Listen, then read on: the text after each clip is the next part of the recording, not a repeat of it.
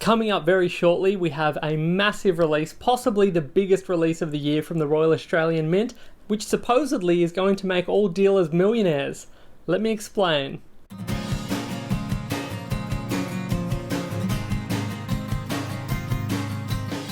So in celebration of the 35th anniversary of the $2 coin, the Royal Australian Mint have once again decided to recreate a number of popular coloured $2 coins and release them in the form of a 14 coin set. Now for collectors that have been around for a little while, you may remember in 2018 there was a very similar set produced with 12 coins. Now initially it was released for a retail price of $75, and I was actually managing a coin shop at the time, and it was a complete flop at the outset. We were struggling to sell them for, I think we reduced them to about $60, and we're still having trouble moving them. But as years went on, collectors started to get excited about them, and they now sell for consistently over $800. So it comes as no surprise that the new set, the 14 coin set, will have an increased retail price. They will be released at $235, and already people are going ballistic for them. So as a very small dealer, I don't actually have an allocation, so this is purely a commentary video, and I'll discuss a few of the views that are flying around the industry at the moment. So consider this a current coin news report video as opposed to a promotional video where I'm selling something or I've got a new release. So for collectors, there will be a lot of disappointed collectors that have really difficult times getting their hands on this particular set.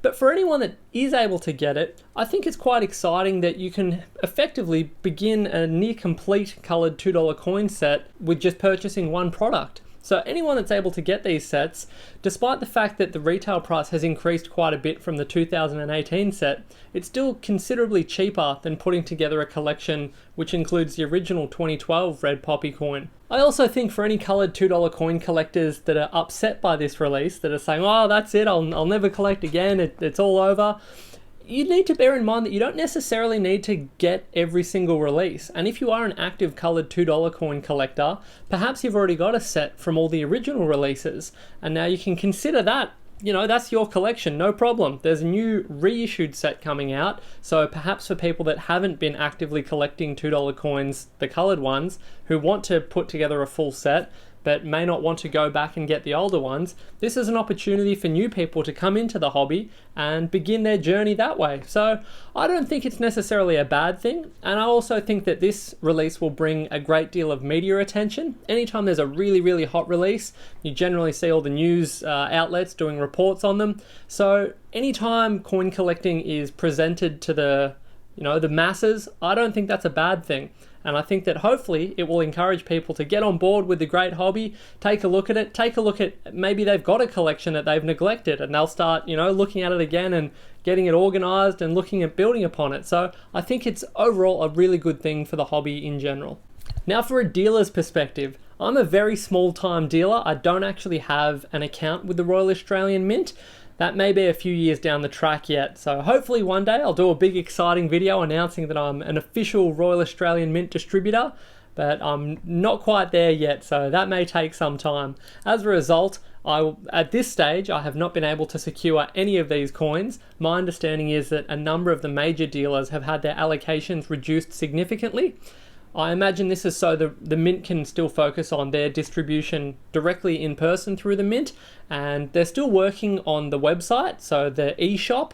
That's something that's still hopefully, progressing along, and we'll get to a point where they can facilitate big releases through their website. But at the moment, you'll need to call up, which I understand is a very difficult process and quite cumbersome. People are having to call several hundred times just to get through on release days. But I'm optimistic, and hopefully as time goes on, the Mint will get more efficient with the releases and the distribution of the coins.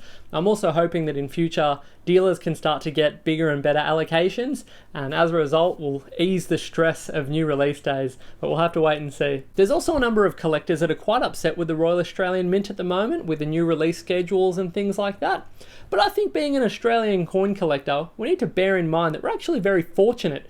We have two of the greatest mints in the world to choose from who are producing incredible coins. The Royal Australian Mint are winning awards. The Honeybee coin, that design won an award for best circulating legal tender coin.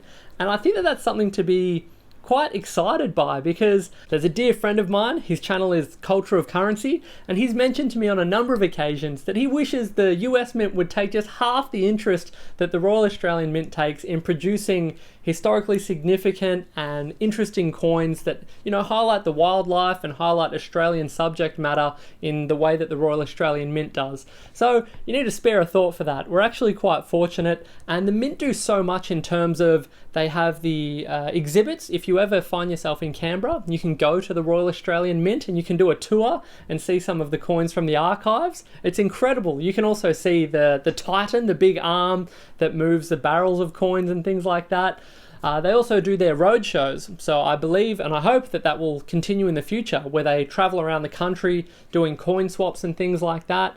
So they actually do a number of things in addition to creating all of the circulating coins that we use in Australia. They're also self-funded through the sale of the collectible coins. So the more coins like these that are sold, hopefully that means that the more the technology and the impressive coins will continue to be produced. So I'm excited for the future, and I hope to see some more interesting colored $2 coins. The Honeybee was a great example of a coin that was a little unique, a little unexpected out of the mint, but has been very well received by collectors. So with only 35,000 of these sets being produced, they are going to be incredibly popular. There are already people that are trying to get their hands on them and offering exorbitant fees in order to secure them. I would encourage you to just hold your horses if you're not able to get them directly from the mint or from one of the larger coin dealers. I also believe a number of post offices will receive a small allocation, so maybe check with your local post office and try your luck there. If you're unable to get your hands on them and the prices do go through the roof, I'm not a financial advisor or anything like that, but I do encourage you to just take a deep breath, realize that, you know, there are going to be popular releases every other month, so just take a moment, focus on your collection and enjoying your collection, and don't get too caught up in all of the hype. There was also one comment in particular that amused me to no end. It was a gentleman suggesting that all coin dealers receive about 1,000 of these sets each, and they will all withhold their allocations and then sell them on for about $1,000 each, and then we'll all buy Teslas. It's great in theory, and I'd love a Tesla. Unfortunately, it's not in the budget. And again, being a very small dealer, I'm not even an authorized Royal Australian Mint dealer. So unfortunately, there's no Tesla on the cards for me. And I would also imagine that a number of the dealers that do receive a small allocation of these sets will probably focus first and foremost on their loyal customers. So as a dealer, most people that have regular customers that effectively keep the business going, they will often receive preferential treatment in that sense. So if you see that there are dealers that receive a really little allocation and you see very little or nothing going out on their website, I wouldn't be surprised by that, but it's not to say that I would assume that they are then withholding stock to then sell and buy Teslas. But who knows? I can't speak for everyone in the industry, but that's just my take on it. But I'd love to know your thoughts and comments. Please comment on the video. What do you think of the upcoming 14 coin set?